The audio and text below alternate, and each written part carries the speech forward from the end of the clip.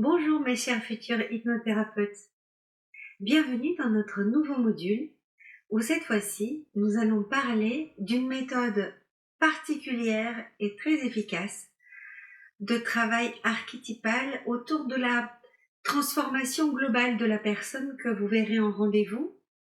Alors, vous pourrez utiliser la méthode que je vous explique ici en entier ou en partie selon les besoins de la personne, ou bien même entrecoupé avec les autres soins en hypnose archétypale que vous savez faire déjà, ou bien même d'autres pratiques et thérapies que vous connaissez. Nous allons en parler un peu plus en détail. Ce dont je voudrais vous parler ici, c'est le voyage du héros ou encore une méthode complète de recadrage archétypal. Avant d'entrer dans le vif du sujet, je voudrais vous expliquer ce qu'est le recadrage en hypnose en général, puis ce qu'est le voyage du héros, et ensuite ce qui nous donne cette combinaison des deux comme méthodologie de psychothérapie. Alors, tout d'abord, il faut savoir que le recadrage, comme son nom l'indique, veut dire donner un nouveau cadre, cadrer à nouveau. Qu'est-ce qu'on va cadrer à nouveau ? Le recadrage est une technique assez classique en hypnose ericksonienne, en hypnose dissociante, qui a pour but de corriger nos comportements dysfonctionnels, comme par exemple fumer, boire, se ronger des ongles, des comportements addictifs, compulsifs, obsessionnels, etc. Donc, comme l'hypnose est typiquement la thérapie dans laquelle on va soigner ces symptômes qui sont plus forts que nous, puisqu'ils sont fabriqués par notre inconscient, le recadrage est extrêmement utilisé. Parmi ces symptômes, il y en a certains pour lesquels le recadrage peut fonctionner en une seule séance, comme par exemple arrêter de fumer, on peut y arriver en une seule séance, ou se ronger les ongles. Des choses qui vont être en revanche des symptômes plus lourds, plus complexes, comme le fait d'avoir des addictions à la drogue ou à l'alcool par exemple, vont s'avérer des compulsions, des addictions, etc. qui nécessitent un travail plus approfondi.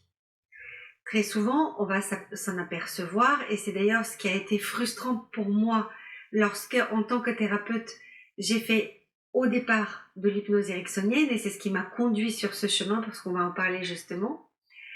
Ma frustration était que je comprenais, je sentais que les problématiques des personnes que j'accompagnais nécessitaient d'autres techniques d'hypnose, d'autres protocoles, d'autres cheminements qui aillent plus en profondeur et qui puissent aider les personnes à faire de la psychothérapie. Nous avons déjà parlé ici de ce qu'est la psychothérapie, mais il s'agit non seulement de recadrer un comportement, mais de recadrer carrément une manière d'être, une façon de vivre, la manière de se percevoir, etc. Vous voyez bien qu'il y a une différence entre la personne qui se ronge les ongles et la personne qui est devenue alcoolique. Il y a quelque chose dans le degré de ce qui a impacté la personne qui est différent. Dans tous les cas, parmi nos recadrages, on peut commencer par un recadrage en hypnose ericksonienne et puis passer à un recadrage archétypal qui va traiter de choses beaucoup plus profondes. Donc, ce fameux recadrage archétypal est né dans ma pratique à partir de mes propres frustrations de thérapeute de venir dire il faut quand même que je cherche des moyens de faire de la vraie psychothérapie avec mes patients. C'est de ça qu'est née d'ailleurs l'hypnose archétypale, c'est-à-dire de l'idée et du désir d'aider mes patients de manière plus profonde, plus transformatrice et qui transforme y compris leur passé et non seulement des comportements. Nous avons parlé à de multiples reprises de ce que les archétypes apportaient. Maintenant, il s'agira ici, dans ce fameux recadrage archétypal qui se passe en 5 séances, mais parfois il peut y en avoir plus parce que sur une étape, on peut buter, avoir des nouveaux obstacles qui surviennent, commencer à nouveau pour traiter un autre symptôme à un endroit, etc.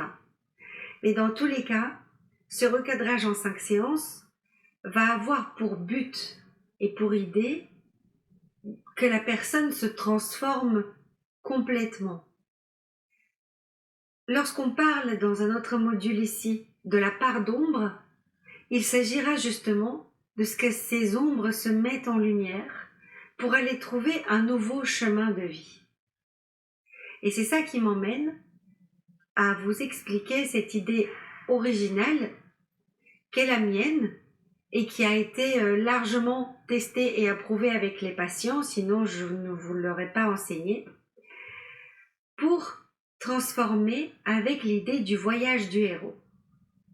Qu'est-ce que c'est le voyage du héros? Le voyage du héros, c'est une sorte de structure magique qui a été modélisée, décrite par Joseph Campbell, un mythologue américain dans les années 50, qui nous a expliqué en quelque sorte comment fonctionne une histoire qui marche à tous les coups. Ça peut être un roman, une série, un film. C'est pour ça que Joseph Campbell a fait sa description. Le voyage du héros, c'est ce voyage que nous connaissons tous, puisqu'il nous a bercés depuis notre enfance dans les contes de fées, par exemple. Imaginons, on va prendre l'histoire du petit chaperon rouge. Le petit chaperon rouge sort toute innocente de chez elle pour aller apporter une galette à sa mamie. On pourrait dire, c'est l'appel à l'aventure, c'est la maman qui dit « va apporter une galette à mamie ». Dans cet appel à l'aventure, elle a des défis, des ressources, elle va pour cueillir des fleurs, elle va à droite à gauche, etc. Et puis, elle rencontre qui, le petit chaperon rouge? Elle rencontre le loup. Elle le prend pour son mentor, alors même que c'est là où les épreuves et les ennuis commençaient déjà. C'était son ennemi. Mais elle ne le savait pas. Et puis, le loup, fourbe comme il arrive à lui extirper ses informations, et puis il lui tend un piège chez sa mamie. Au préalable, il a mangé la mamie, les épreuves, la noirceur, l'ombre s'est intensifiée. Le petit chaperon rouge arrive, et là c'est le loup qui l'attend. C'est son épreuve suprême, là où c'est très difficile de s'en sortir. D'ailleurs, elle ne s'en sort pas toute seule, elle doit faire face, mais elle est mangée par le loup, et puis elle est sauvée ensuite. Donc nous avons la caverne, l'épreuve la plus sombre, et puis on en ressort en étant un nouveau soi, plus fort, différent. On en retire un enseignement, on retire un cadeau, et on revient dans la vie normale. On pourrait dire que, dès cette histoire du petit chaperon rouge, le voyage du héros commence à se dessiner pour nous. Ensuite, il a été élaboré de manière plus complète et Joseph Campbell le décrit en 12 étapes. Ces 12 étapes se passent en commençant par le monde réel, en arrivant dans le monde de l'aventure. Vous verrez, je vous ai mis une image sur votre plateforme d'apprentissage sous forme de cercle avec ces 12 étapes. Donc on commence par le monde réel, on arrive dans le monde de l'aventure, on vit toute cette aventure et on revient dans le monde réel. Ça, c'est le voyage initiatique de notre héros pour qu'il se transforme. Pour tout vous raconter, à la base, j'ai connu le voyage du héros comme une trame des livres passionnants que le public aime. Vous savez peut-être, ou pas encore, que je suis une écrivaine et que ce qui me passionne depuis toujours, c'est d'écrire des histoires fantastiques, magiques et surtout libératrices et transformatrices. Donc, quand j'avais écrit mon premier roman et que j'étais en train de juste poser les scènes finales, c'est là où j'ai vu cette trame du voyage du héros. Je me suis posé la question, oh, zut alors, j'ai déjà écrit, est-ce que ça suit cette fameuse trame, etc. J'ai regardé, et effectivement, mon roman, Code Lumière, dont le premier tome s'appelle L'éveil, suivait déjà la trame de ce voyage initiatique du héros.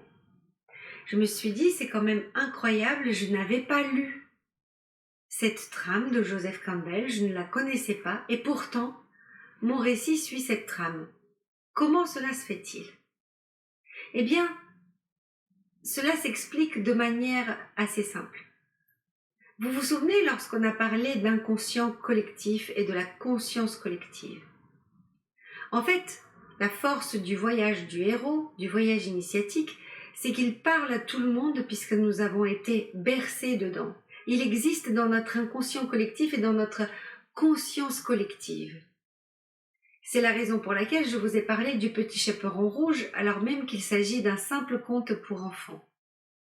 On pourrait parler d'histoires plus élaborées comme celle d'Harry Potter, de Star Wars, de Game of Thrones ou du Seigneur des Anneaux par exemple. Je reviendrai tout à l'heure sur le Seigneur des Anneaux parce que je me servirai comme exemple. Je trouve qu'on y retrouve cette trame de manière particulièrement claire. Donc, le voyage du héros, c'est un voyage archétypal. Un voyage archétypal dans lequel un héros ordinaire est appelé à une aventure extraordinaire. Il lutte, il a peur, c'est difficile, etc. Il ne sait pas comment faire. Il acquiert des compétences, il trouve des alliés, il trouve un mentor. Il surmonte, il grandit, il échoue, puis il reprend, puis il revient. Et il y a aussi bien évidemment le méchant, le monstre, celui que Joseph Campbell appelle l'épreuve de la caverne. Et puis, il y a le fait de s'en sortir vivant et héroïque, puisque à partir de l'instant où on a été dans cette quête, à partir de l'instant où on a été dans cet appel à l'aventure et qu'on s'est confronté aux obstacles, à la fin, on va sortir forcément héroïque, c'est-à-dire que le héros a acquis de nouvelles compétences, de nouveaux attributs, et qu'il va revenir en intégrant un nouveau soi, ce nouveau soi héroïque, et il va revenir à la vraie vie avec le Graal, ce que Joseph Campbell appelle l'élixir qu'il a obtenu dans sa quête. Donc, voyant cela, j'ai réfléchi à mes fameux patients d'hypnose, en me disant, bon sang, si le voyage du héros parle à tout le monde, ça voudrait dire que nous, en hypnose archétypale, on peut s'en servir pour raconter à la personne en plusieurs étapes le voyage dont elle est le héros, qui commence au tout début de cette quête en étant complètement néophyte, et puis même en étant dans une certaine forme d'échec dans la vie ordinaire, et voulant se transformer, à aller au-delà de ce symptôme et arriver à le surmonter. C'est la raison pour laquelle j'ai appelé cette méthode recadrage archétypal, dans le sens où on va donner un nouveau cadre, on va transformer non seulement un comportement, mais la personne tout entière face à sa vie. Et à partir de l'instant où on vient toucher à quelque chose d'universel, ça veut dire que nous pouvons l'adapter à chacun et à chacune de nos patients et patientes, à toutes sortes de symptômes et à toutes sortes de difficultés. Vous verrez dans ce module que pour toutes ces séances, je vous donne justement un réel exemple et vous le suivez, vous suivez la trame du travail que l'on a fait avec ma patiente. Cela vous permettra de voir ici comment, en pratique, le voyage initiatique du héros se traduit dans sa propre vie. Maintenant, dans la prochaine vidéo, je vais vous expliquer les étapes de ce voyage, puisqu'il s'agit dans la matrice de Joseph Campbell de 12 étapes. Nous allons les retranscrire plus ou moins directement dans nos séances de recadrage archétypal. Cependant, nous n'avons pas besoin de faire 12 séances. Pour moi, il y a 5 grandes étapes dans ce travail et c'est surtout ce que les patients m'ont renvoyé lorsque j'ai vu ce qui les aidait profondément à se transformer et que simplement cette manière de fonctionner qui marche s'est transformée en méthode. Et c'est cette méthode que je vous transmets aujourd'hui et que d'ailleurs j'ai décidé de déposer en tant que marque qui s'appelle Hypnose archétypale et transgénérationnelle, puisque pour le côté transgénérationnel, nous allons voir ce travail dans nos prochains modules. Je vous retrouve dans la prochaine vidéo pour vous expliquer en détail les 5 séances, les 5 étapes du voyage du héros de recadrage archétypal. Je vous remercie.